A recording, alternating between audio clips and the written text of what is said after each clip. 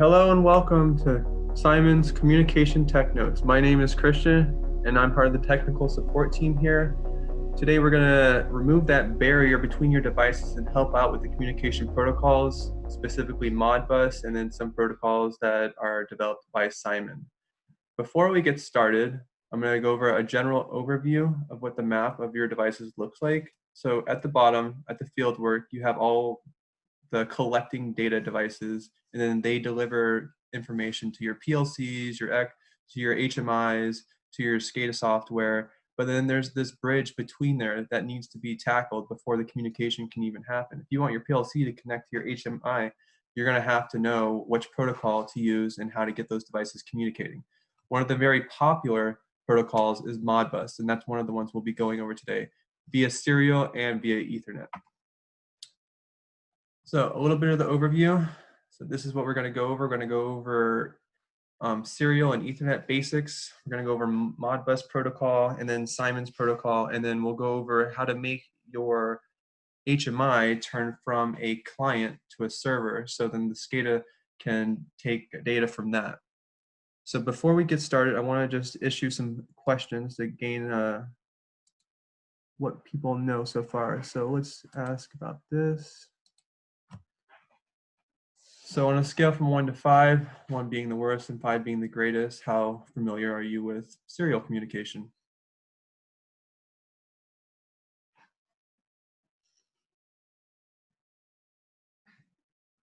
Okay, well, you got a little bit of mix. So some people are going to learn today and some people are just going to get a refresher. So that's good for everyone. I'm just going to end it there. Two more questions. I want to know how familiar you are with Modbus protocol now, whether it be serial, Ethernet, or both.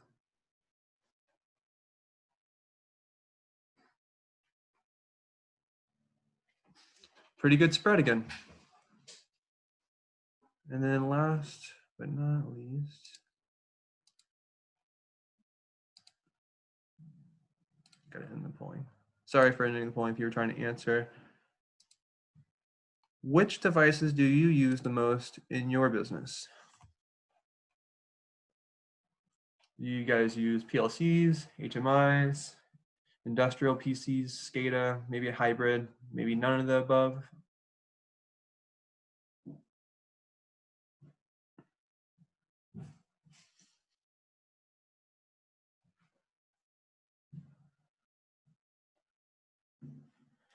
All right, great. So it looks like the majority of people use PLCs and HMIs, and a lot of you guys use PLCs and HMIs together. So a good majority of the presentation today will go over PLCs and hybrids and HMIs, and some of it will introduce SCADA.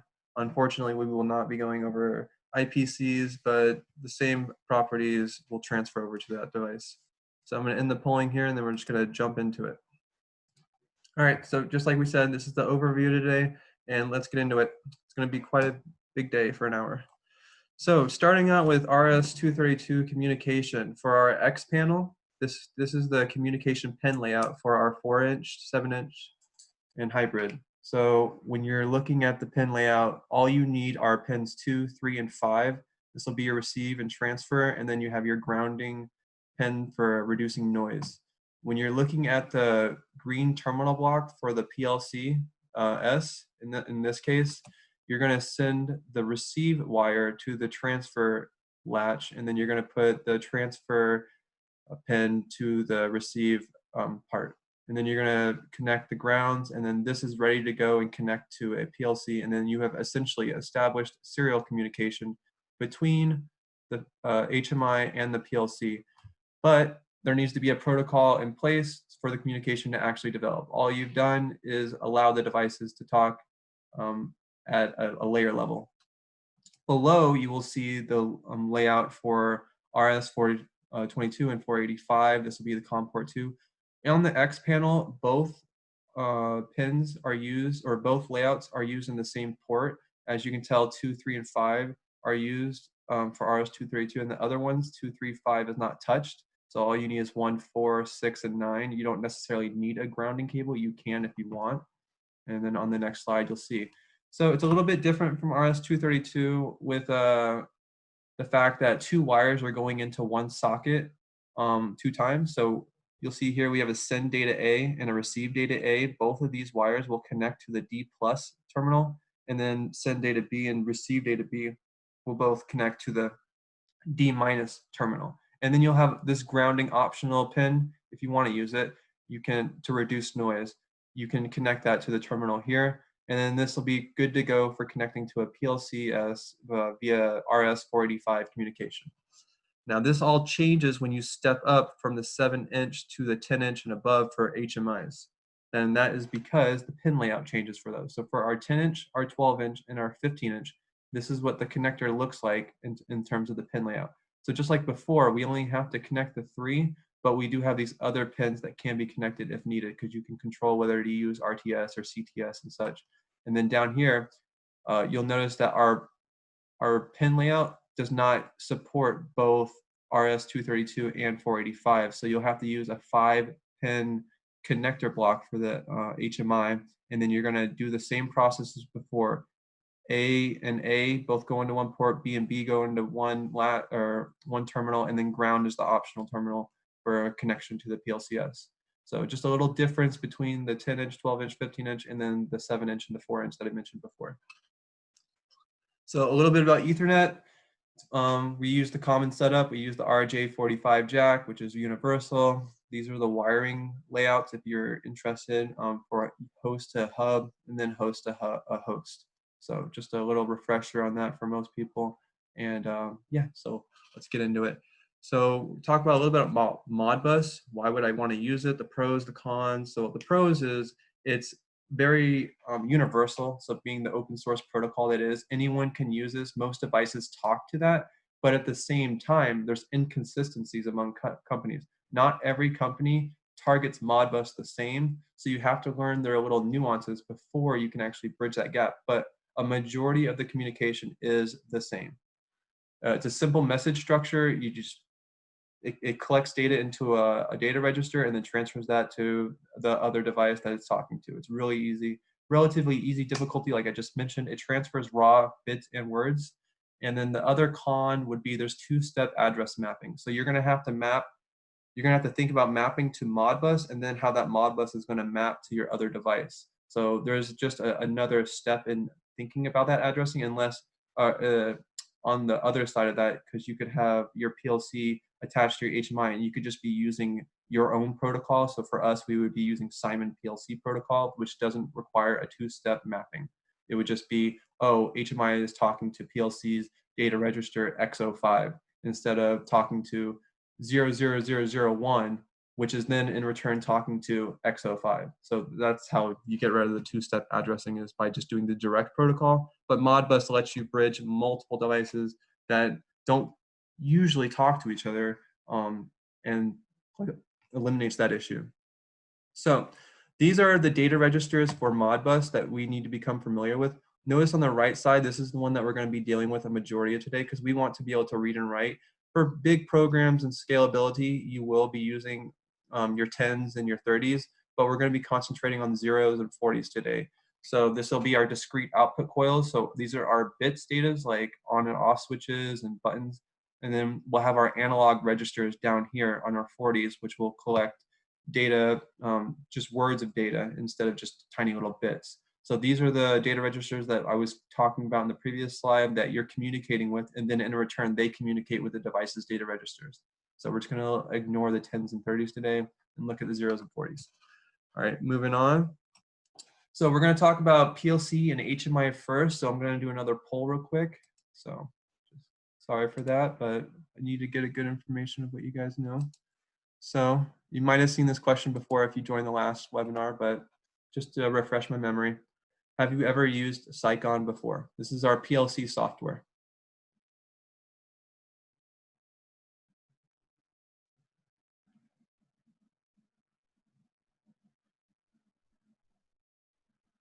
Pretty good mixed results. Again, loving it. We'll just wait like 2 more seconds and then I'll end it. Okay, it's a good mix. Next question, same thing, but for HMI, for our X panel designer. How familiar are you with our software for our HMIs? xPanel Designer. Beautiful thing about xPanel Designer is it's a data bridge. It can literally have your your Allen Bradley PLC talk to a Siemens PLC, and it will bridge the gap. It's just phenomenal piece of work. So a little bit of mix on everything. Awesome.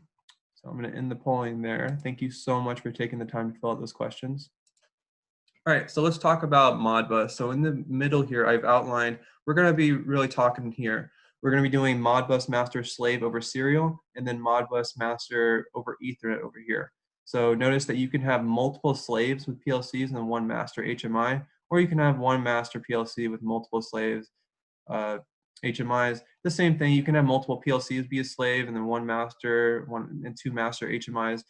There's so much versatility with Modbus, it's just incredible. But there is this little master slave diagram paradigm. So you have a master device and it communicates only with slave devices, but you can set up it to connect with master devices, but you don't want to have both communications going on at the same time. You don't want one device to try to declare itself a master and a slave, because communication might get funky there. So you want to make sure you're committing a device to either master or slave.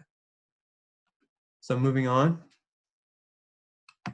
So with Modbus RTU, in the xPanel Designer, this is an xPanel Designer graphic. I'm going to go ahead and show you what that looks like real quick. So you can get, so this is the layout of our xPanel Designer, so you can kind of get familiar with what I'm looking at when I'm in the PowerPoint. So right here, you'll see I/O devices. So I'm going to go back to the presentation. All right. So to start Modbus, I want my HMI to be a master, and I want my slave to be a PLCS. And I'm going to do this over RS-232. To do this, you're going to do I/O devices. You're going to click this, and then it's going to allow you to add a new device. When I add my new device, I want to choose serial. And I just name it for convenience so I don't forget when I look back at it. I see, oh, well, this is going to be communicating over Modbus. Oh, via RS-232. Just little notation stuff for me. When you press OK, this interface box will pop up.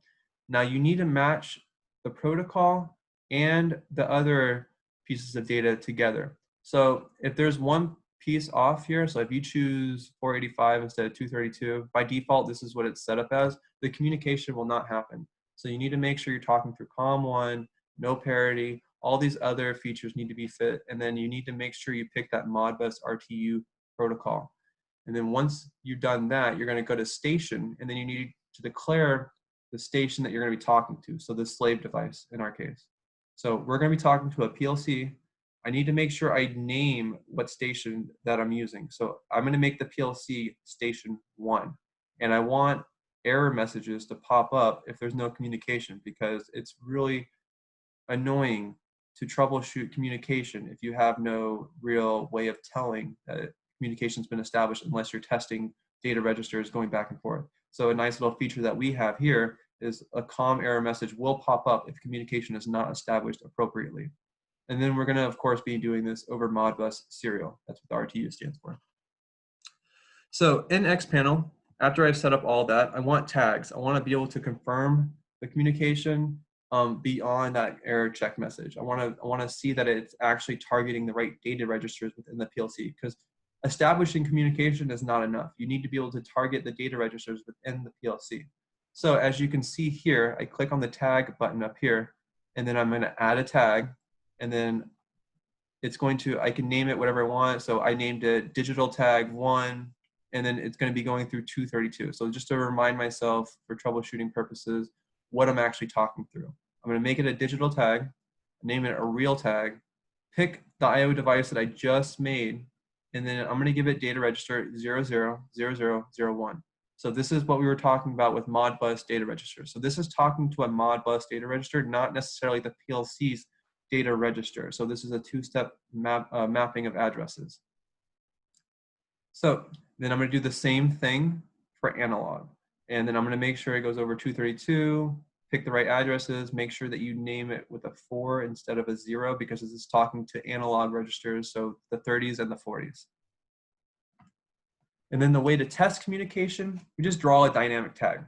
Draw a dynamic tag, assign it to one of the tags that we just made, And then if the tag shows up on the screen, then it's developed the communication. If it doesn't show up on the screen, that means you did something wrong. So in the PLC and CIMON, so I'll go ahead and show you what CIMON looks like real quick. So this is what CIMON looks like.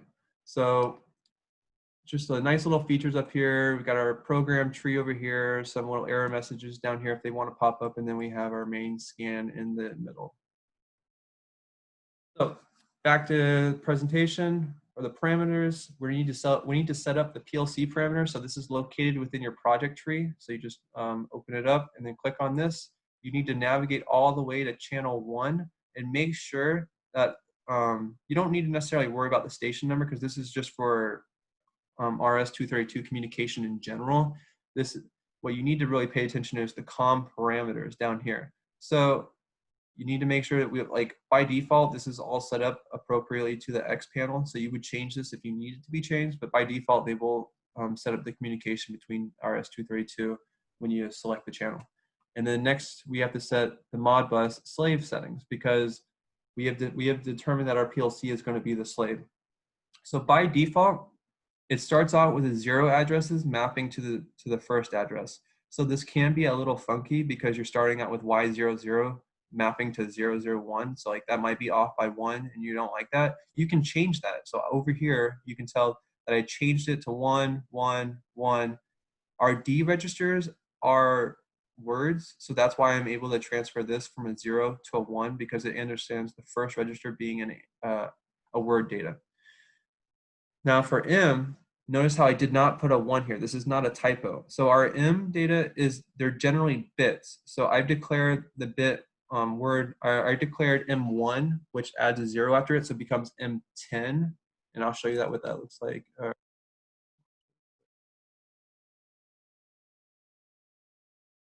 I mean by that.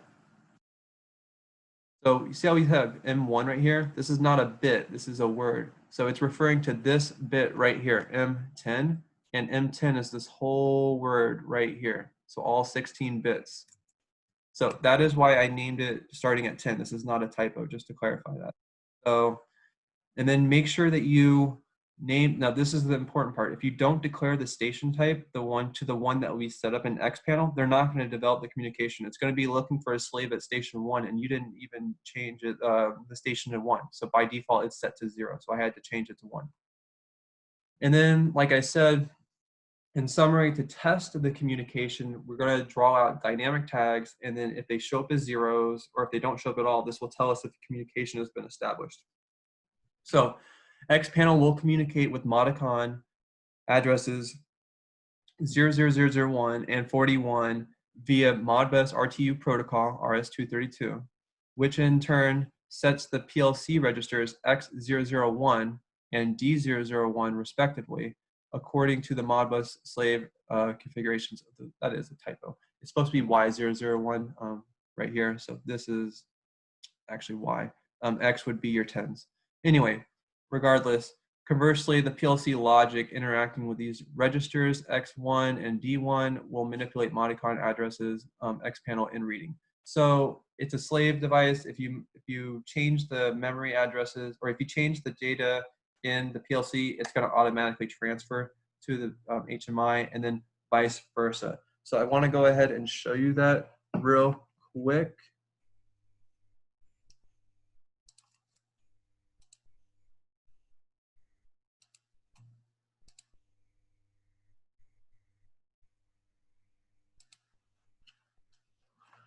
Okay, so here's the X panel.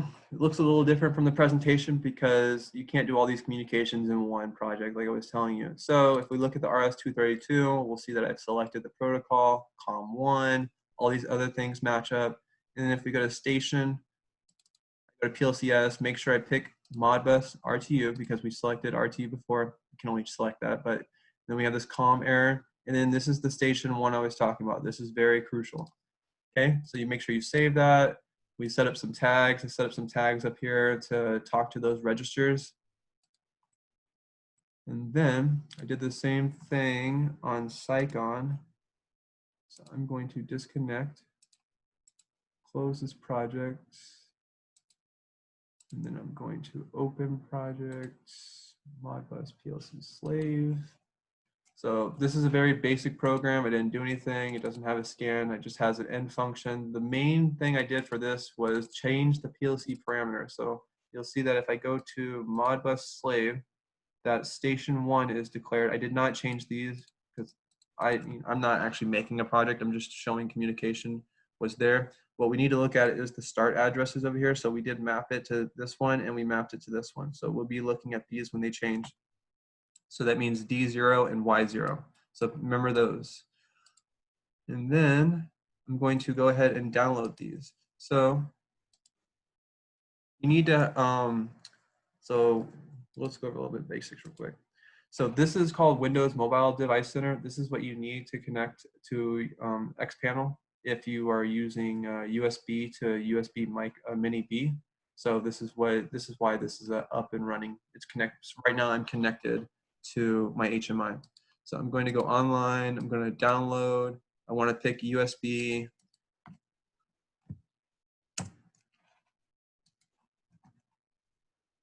I'm just deleting all the old files. I have it right next to me. So then we're going to use VNC to confirm it so you can actually see the communications going on. And then likewise, I'm going to take this and I'm going to download it to the PLC. It's already been connected to USB me. So they both can receive communication the same way, USB to micro USB. I have both hooked into my computer right now. So let's confirm it. I'm going to look at the memory monitor.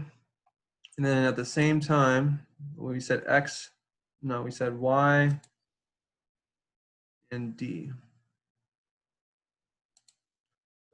I'm gonna pull V and C. So this is our little troubleshooting device. If you ever had issues with your HMI and you needed me to remote in your computer, I could essentially look at your PLC without having to be there in person. So this is the IP of our HMI real quick. So just pulls up the screen like this. So these zeros confirm that we're actually communicating with the device, and I can confirm it a little bit more. So if I change this to 55, that will change those devices. So both of these are connected via Modbus. One's Ethernet, which we'll go over later, but this is serial right over here. And then if I go to Y devices, remember Y000 was the starting address for 1. So then that changes that respectively. I did not put enter tag, but I can. So let's go through how the communication would look if it failed. And it'll be really easy. So I'm going to go in here. I'm going to make a tiny little mistake. I'm going to say, oh, I forgot to change the station address. Like, oh, silly me. But I want to show that what happens when you do mess up the communication. I'm going to go ahead and download this into our HMI real quick to show that communication is actually not going to happen with the slave device because I chose 0 instead of 1. Something so simple can throw off your whole communication. Now, I need to do the same thing for Ethernet actually because this one's going to show it still. So 0. Because I'm looking at it, it just showed up. I don't want you to get confused. So nothing's going to show up now. And then I'm going to change it back after I show that communication did not happen.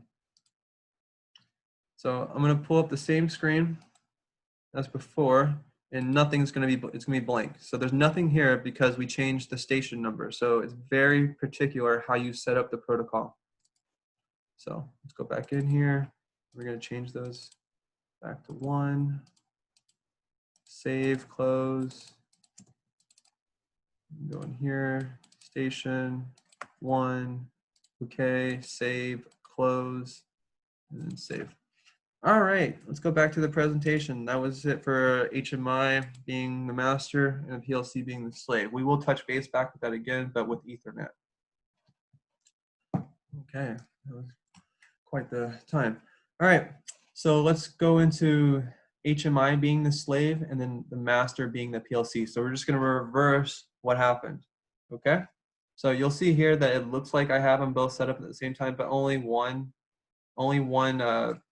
channel can be used for RS-232. So I can't use slave and Ethernet for the same channel. It just won't work because it's limited with that ability when you're talking through serial.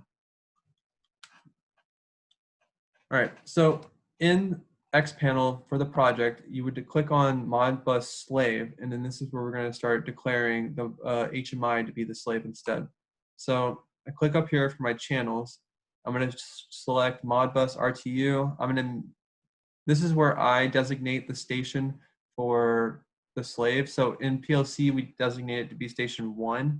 So for HMI, I just want it to be station 2, just to be consistent. So if anything were to ever happen, it knows how to communicate. Like, I would want this one to be the slave. I would want this HMI to be slave 2, and I would want the PLC to be slave 1, just so we have some consistency. So I'm not just picking one all over the place. And then you're going to make sure your parameters down here are all matching to that of the PLC. In that communication port when I showed you, like, all of these features or all these selections need to be the same. So moving on, I did my channel 1, so I want to add some tags to the coils area and the holding register area. So I'm going to just select Modbus address. So it starts at 1. So since it's a coil, it's automatically going to start at 0001. Now our HMI doesn't deal with the reading data. So it doesn't deal with the 10s and it doesn't deal with the 30s. It only deals with the 0s and the 40s in terms of reading and writing. That's really the only need you have. But the PLC will deal with all 4 of those, as you saw in the previous example. So I made a virtual tag called digital1. It's a virtual tag, so it has no real data memory. The data register is within the X panel itself, so it's a system memory. So Modicon 0001 is talking to this virtual tag in the coils area. And then in the holding, the analog area, I just did the same thing, ANA1, virtual, and then it maps to this address right here. So in the PLC, I need to go to PLC parameter.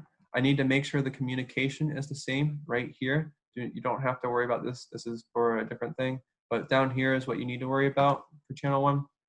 And then I want the PLC to be a master, so I need the program to declare the PLC to be a master. So I'm going to go into the project tree up here.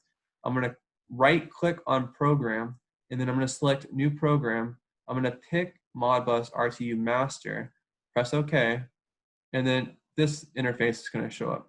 So what do I do with all this? So up here at the top, you're going to declare which PLC unit is actually talking as the Modbus master. So for RTU, you can use the CPU as the master. But for Ethernet, you will need a dedicated Ethernet module. So let's just talk about serial quick. CPU is located in slot 0. It will be talking through RS-232, which is channel 1. The result will be stored in L000. So what that means is if communication isn't established, bits will turn on in the memory monitor showing that it has failed the communication, and it will time out after 0.5 seconds. So you can change this however you want. Now, when we're setting up commands, you're going to press add down here, and then you're going to fill in all these slots of data just to talk with or do the communication. So as we stated, the X panel was station 2, so I need to change this to 2. I'm going to make it reading a coil, so the 0s and the 40s. We can't choose 30s or 10s because we're only reading the coils. We can write the coils if you want, but we're not going to be doing that for this example. The start address is 1, just like in the other example, so 00001.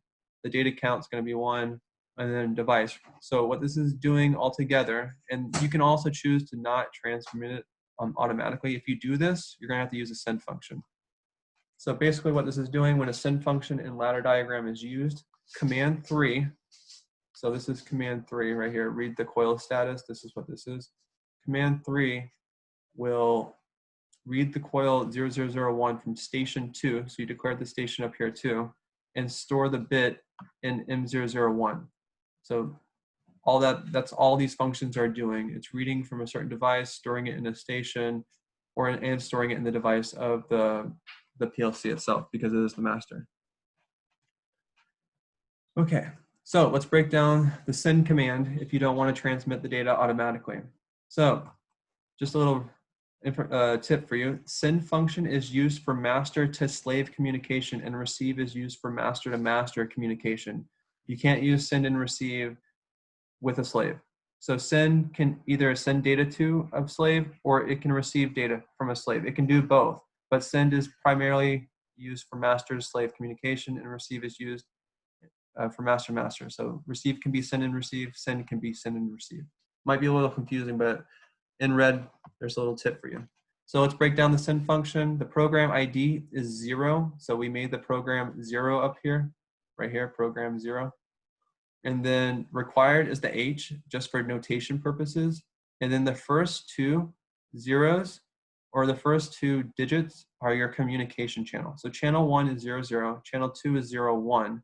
So RS-232, 422, or 485, and then Ethernet. So you'll see an X here. This X represents the host number. So the first Ethernet person, or the first Ethernet destination you put in will be 00. The second Ethernet destination you put will be 01, and then so forth. So it can account for how many Ethernet connections you're wanting to actually build up in a Modbus Ethernet master program. So that'll be later, but I'm just wanting to explain what the first 2 digits are used for. And then the last 2 digits will be the command number, what to actually target in that program. So just go over everything in once. And then the last part is the result M110. So this will store the communication result telling you if it succeeded or failed. And we'll go over that in a second. So the above send will execute command 3 of program 0 via RS-232 and store the error checking result in M110. So all of that with this one little function. It's pretty nice stuff. Okay, so let's go look at that.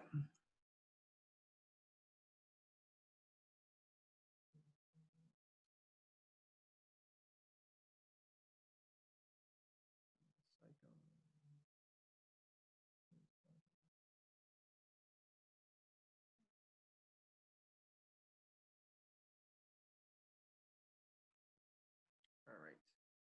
So you'll see here that some of this looks familiar. So these are some of the send functions I was talking about. We're primarily going to be dealing with this one. So program 1 or program 0. Program 2 will come in later.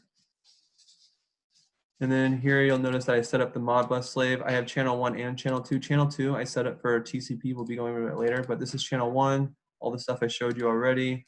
The coil area, the holding register area. I did not do dynamic tags because that's not how we're going to check communication. It's going to check communication from the PLC. So that's what these functions are for. So the result. So the first bit 0, will turn on in this word if the communication was successful, and it will only turn on for the first scan. So that's why I set up a little latching parameter down here to catch that in the first scan. So if this fires, that'll fire, and then it will keep it latched right here to show that this communication was established. If it wasn't, a number like 255 or 256 will show up here showing that the communication was not occurring. So let me go ahead and show that real quick. So I'm going to download this onto the PLC.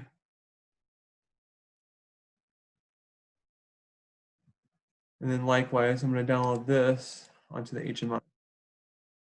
Blank screen, just want to show communication. Nothing fancy with HMI this time. I'll wait until both are loaded. So that one's ready to go. Looks like my HMI is ready to go. So if this is successful, this will stay 0, and then these will latch up. And look at that, it was perfect.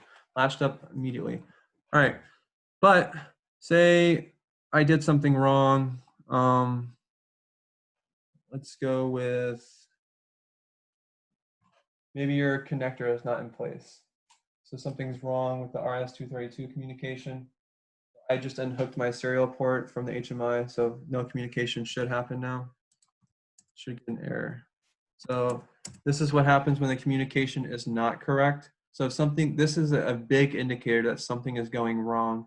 Likewise with L, if we go to L device and memory monitor, oops, oh no, that was a misclick. All right. The memory monitor, if I go to L device, which is down here, and then I go to L80, well, L80 should have been on. I guess the communication was successful and it doesn't want to check it from there on out, but L80 should have went off in terms of communication not happening, and I'll show that in the next slide. It'll be able to troubleshoot it, but this is a great example of the communication not actually establishing itself. Is these bits showing up. Now if I push it back in, everything will work appropriately.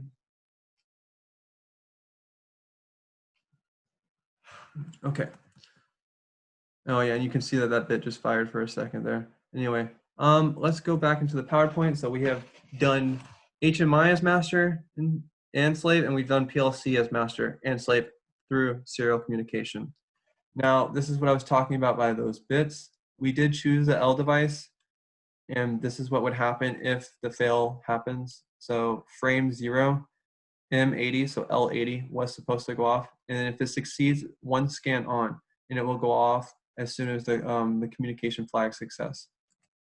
Another way to test serial communication to make sure that it's happening right away, if you don't have time to like troubleshoot all these devices and everything, you can actually look here at the bottom right of your PLCS. There's a TX1 and RX1, TX2 and RX2. I don't know if you can see it, but it's really small right there. But these LED indicators are what I'm talking about. The first two will be firing nonstop, proving that communication is going back and forth between the PLC and the HMI in terms of Modbus or in terms of serial communication. With HMI connection, you're going to just use data. You're going to just do dynamic tags to actually test the communication is working appropriately. And you can have both. You can have a PLC be the master and a PLC be the slave. You can have HMI be the slave and HMI be the master. All these variations work. Very versatile devices we're working with here. And then a little bit about RS-485. So you're just going to rinse and repeat what you did above. So Modbus serial via RS-485 is the same method as RS-232, but we're going to use COM2, channel 2, in chosen places where we used COM1, channel 1 was set. That's a typo, sorry. Matches, and then you're going to match the settings accordingly. So it's the same process as before. We're just going to swap tiny little parameters in both functions. So I'll show you that real quick. So if you wanted to go to IO device, new device, serial, port 485, you're going to choose that right here. You're going to want to select that right here. And then in CIMON, you're going to want to make sure that the PLC parameter, so we've got a parameter, PLC parameter. When we go to channel 2, that we set the station to be the desired station, and we have to match all of these parameters to that of this. So notice how all of these are the same as this by default. Okay. Now let's move on to TCP/IP, Ethernet, much better form of communication in my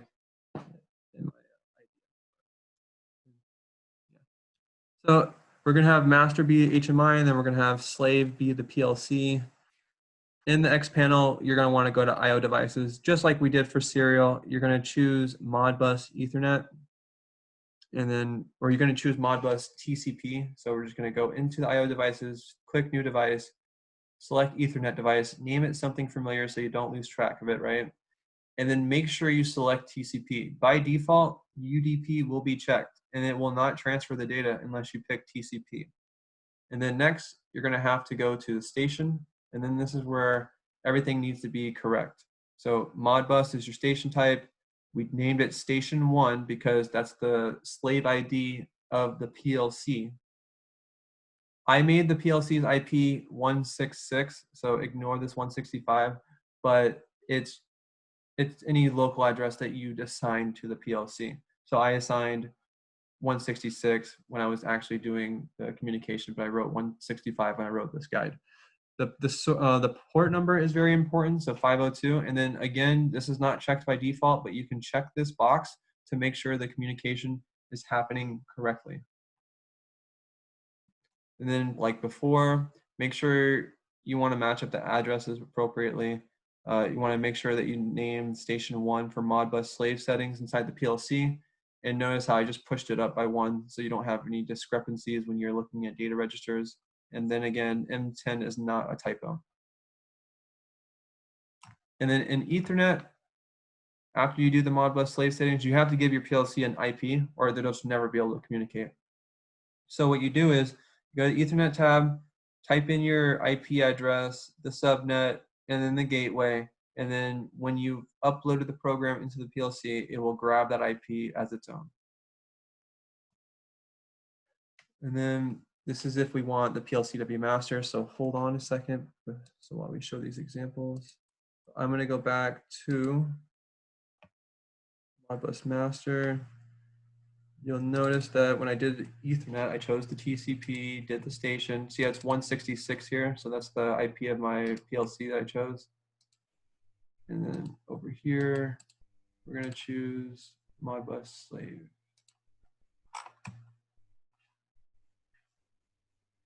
Let me just check my parameters real quick before I get through with this. So I go to Ethernet, make sure it's 166 like I want it to be.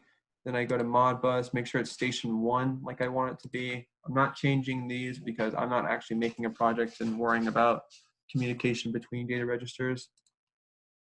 So we're just going to go online, link and download this. Remember, this is the slave, so we don't necessarily care about the program itself. We just want to look at data registers. So I'm going to pull up the memory monitor right here. And then here, I'm going to upload this project onto the PLC, or the HMI rather.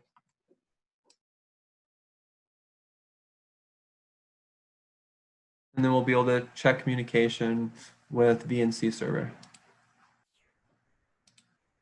So this is the IP of my X panel, choose that. All 4 bits went up. So if you remember before, this was the serial communication over here, and now this is Ethernet communication over here. So I'm gonna go in, go to Y device, change this to a 1, go to D device, change this to 247 this time. And then that will reflect appropriately over here. Simple stuff, easy, easy, easy. All right, let's move on to other examples.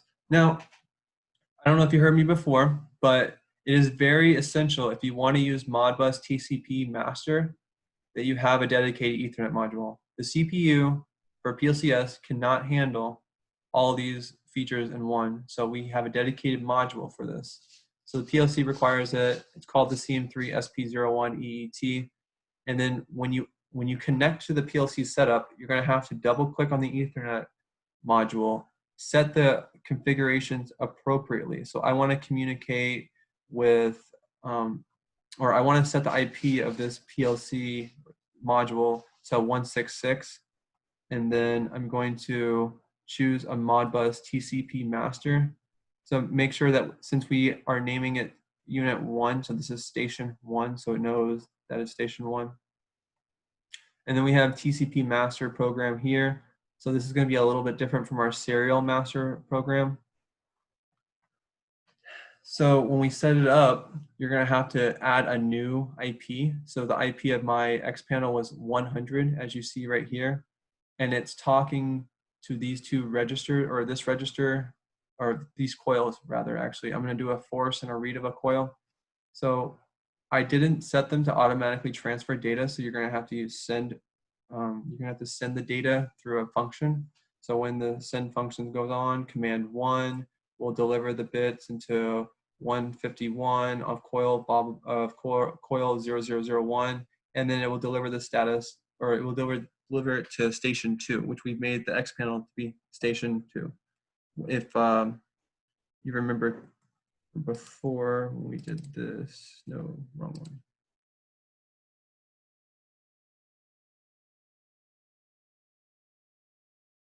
When I set up the channel, I chose the X panel to be station 2, and station 1 is going to the PLC. So let's speed this up a little bit.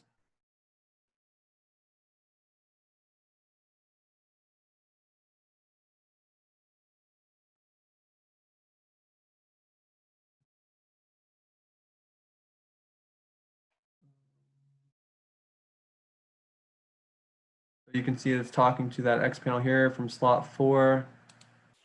I haven't connected yet, so let's download this.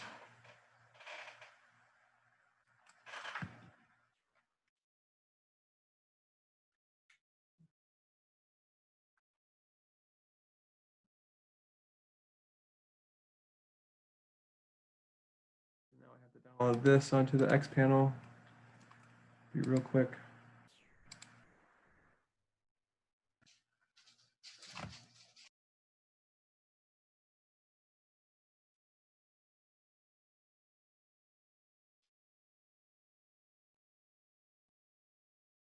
Okay. So everything's good to go. Now, remember, so for TCP, our program is 2. So we need to be targeting program 2. So that's why this is a 2 instead of a 0, because this is program 0, program 2. Host 0, and then commands 0 and 1, and we're going to store the error checking result here. So if nothing goes wrong, it'll stay 0. I didn't do a latching for the correct communication, but it should stay 0 like it did. That's amazing. So if I unhook it from that Ethernet module, the one that is dedicated for the PLC, I'm going to hook it back into the original PLC. Communication will not be successful anymore. And this is the error checking code to tell you that, oh, something's wrong, you got to troubleshoot the communication.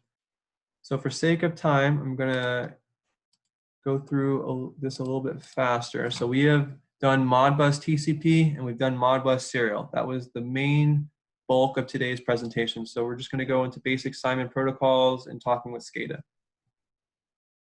So basics of X-panel. If you want to set an IP address for your X-panel, you have to follow this rhythm. You have to go at the bottom left, click it, bottom right, top right. So this is how you get out of your program. So you'll see this configuration window pop up.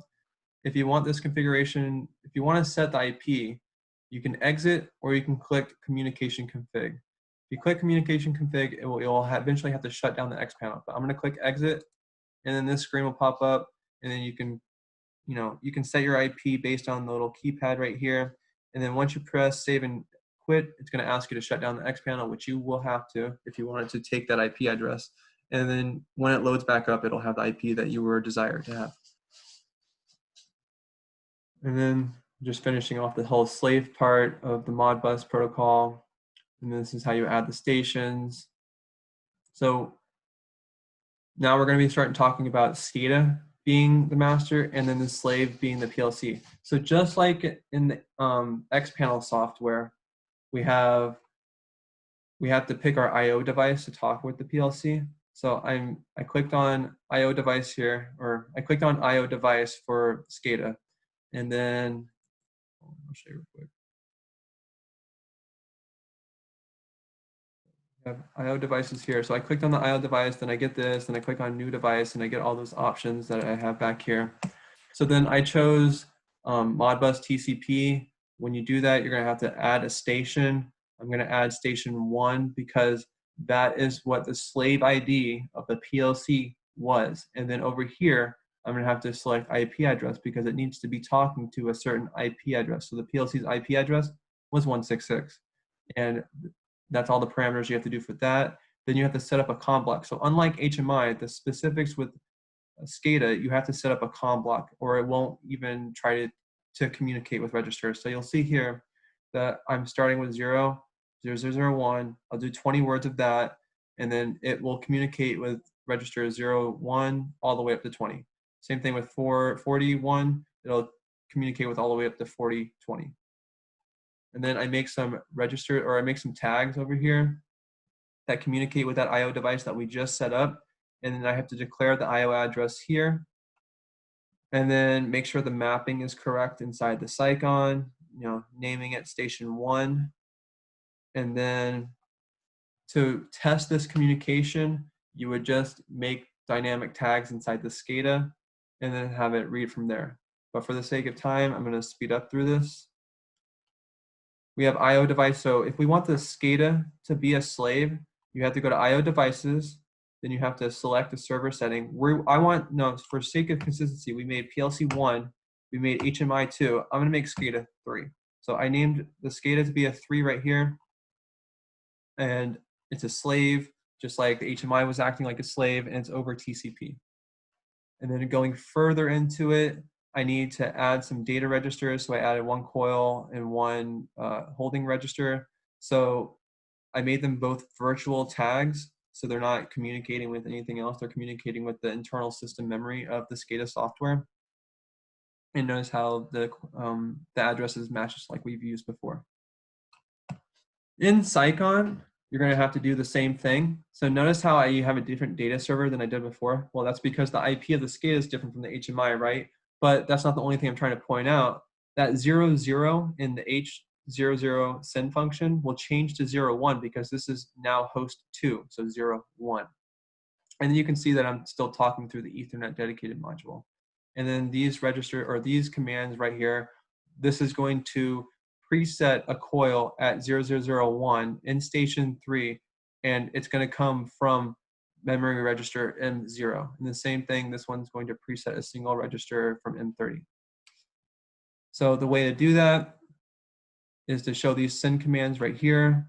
The above send commands functions target program 2. So it was program 2 with IP address of that, because that was the IP selected. It'll be 01 because it's the second host. The first host was 00.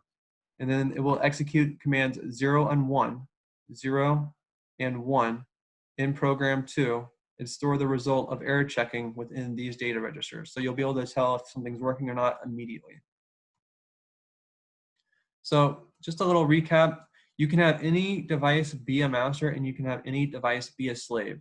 Well, and essentially you can talk via serial or Ethernet. So a lot of versatility when it comes to our devices and communicating with Modbus specifically, because Modbus is an open source protocol, as we've already talked about. So getting a little bit into our protocols. So we have this protocol called CIMON PLC. So this means that whatever device you're dealing with is talking to a CIMON PLC. So this is already pre-configured into our X panel, into our SCADA software, of course, because it's ours. But just to show you how the mapping works and how you would do this, we're going to have the server be a PLCS, and then we're going to have the client be an X panel. So the X panel is going to be retrieving data from the server, so the PLCS. So in the X panel, you're going to go to IDO devices. You're going to click on new device. So here you'll see I chose Ethernet and serial just to speed it up a little bit, and name it something familiar so you're not confusing yourself later. And then for both of them, you're going to choose device type to be CIMON PLC because this is the protocol, CIMON PLC. For Ethernet, I'm going to choose TCP. Do not choose UDP. By default, it will be UDP. And then make sure that the COM protocol. So now this matters over here when we talk to stations because it needs to talk to station 1. You'll see that over here. So for station, with the Ethernet, all you have to do is select the correct PLC. So in our case, it's a PLCS with an IP address of this. Do not change the port number. It will be set by default for you. And then the station number for the RS communication, R232, we're gonna choose PLCS series. And then this is where that station number comes into play. When we saw that all the way from CIMON, when you're setting up channel 1, this is where that station 1 actually comes into play. So both of these will be communicating with the PLC through our CIMON PLC protocol. And then I made some tags here, made 2 digitals, made 2 analogs. These will be communicating over Ethernet. These will be communicating over serial. I chose data registers X05 because that's a bit, and then I chose Y10 because those are words. And then make sure you choose the correct I/O device or the communication won't happen. So the way to double check this is to use dynamic tags. If the dynamic tags don't show up, then there's no communication being established. If they do show up, you'll see zeros like this. And this is the way to confirm communication, essentially, the quickest way to confirm communication. So just a little summary. The X panel will communicate with CIMON PLC addresses, registers, X005, which is a bit, and then Y10, which is also a word, or which is a word, through serial and Ethernet channels. The way to confirm is to use the dynamic tags above. So we're going to make sure that the PLC is server and then the SCADA is a client with this version. So in the SCADA software, you need to do the same thing as the HMI. You're going to have to put in new devices. So you'll see here, I click on IO devices, new device, and then I choose Ethernet and serial. So we're just going to speed it up a little bit here. Ethernet on the left, serial on the right. So I'm going to add a station, name it the PLCS CM3 series, name the IP of the PLC, and then we're going to have to do some COM block as you see right here. And then the same thing for serial, you're going to add a station, make sure you choose station 1 because that's the station inside the CIMON settings for the PLC. And then next we're going to do COM block, so for both of them, doesn't matter what block number, you can choose whatever number here. And then you're going to set up the addresses. and then how many of that X address do you want to use. And then the same thing for the Y, as you can see here. And you do that for both Ethernet and serial. Now for the COM port part of the whole interface, this is the IP that the SCADA is talking through. So this is the IP of the SCADA. This is not the IP of the PLC. This is the port number of the PLC, but you're going to choose the IP of your computer or whatever server you're running your SCADA on.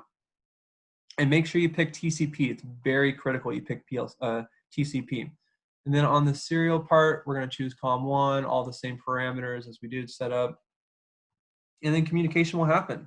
We'll create some tags like we did with the HMI, and then we'll test that communication via dynamic tags. So the subtle difference between SCADA and Xpanel, the tags just won't show up if communication is not happening.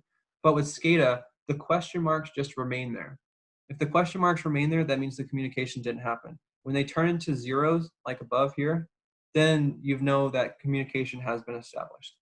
And then here's a little summary of what we just accomplished when we set up that SCADA and the PLC software. And then let's go into some CIMON HMI protocol. So this is where we convert an HMI Xpanel from a client to a server. So we're going to have the HMI act as the database, and we're going to have SCADA act as a client taking data from that. So it's a nice little feature that we have with our HMI. So you click the little data server feature down here, and then you can add, this will already be here, so data memory. So we put bits and words in here, so it doesn't really tell the difference between the two, other than the restrictions that you would put inside the virtual tag or whatever tag you made for those addresses. And then below you'll see string memory, so this is for words, not necessarily, you don't use numbers and analog data, you don't have to do that there. You do that in data memory. So as above right here, I have addresses D000 and D001, the digital and analog virtual data. So you click on this, this will add server tag, or you can click on this little button up here, add server tag.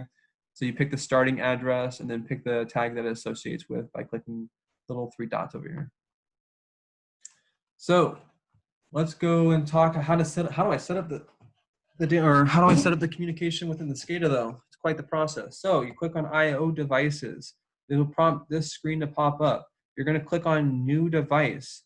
When you click on new device, you're going to choose, or it's going to choose this, and then you're going to pick Xpanel UDP. So right here, this is the name of the protocol, CIMON Xpanel UDP. And then it's actually called CIMON Xpanel Ethernet, but I named it UDP because the communication happens over UDP. It doesn't happen over TCP. That will be the big subtle difference between this communication method. So you're going to add the station. I added Xpanel. This is the IP that we've been using this whole time. Add a COM block, which I did. We know it's D or S, but we're choosing D. I want 50 words to be available just in case I ever need them in the future.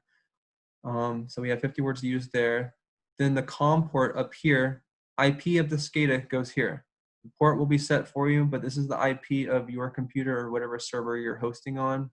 And then from there, when you add the station, you're going to add Xpanel. I named it Xpanel. Station type is that. This is where you input the IP of the Xpanel. So you're going to click on the IP, and then this is the IP of that Xpanel. OK out, and then this will set up, and then everything will be good to go in terms of the SCADA software.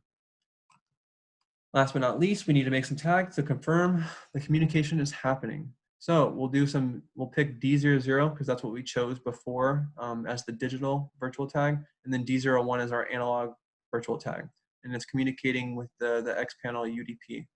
And then you can tell right here that it's already pre-selected for you to pick UDP because it does not want you accidentally choosing TCP. All right, so we made the tags. I want to test the communication. Same thing as before, rinse and repeat. Create 2 dynamic tags. If they communicate, they will pop up with zeros. If they don't communicate, it'll stay question marks within the SCADA software. So just to recap, it'll be communicating with Xpanel's data server data registers, D00 and D001, which in return, those are virtual tags inside the HMI via HMI protocol, as those are committed to internal registers. The above can be shown to confirm communication. And with that, I thank you so much for showing up to this presentation and listening to me talk. If you have any questions, please, please call our number that you see there, or send an email to support@cimoninc.com. Or if you're interested, you can also message sales@cimoninc.com as well. That'll be it for me today. If you have any questions, go ahead and email or call that phone number. Thank you so much for showing up again.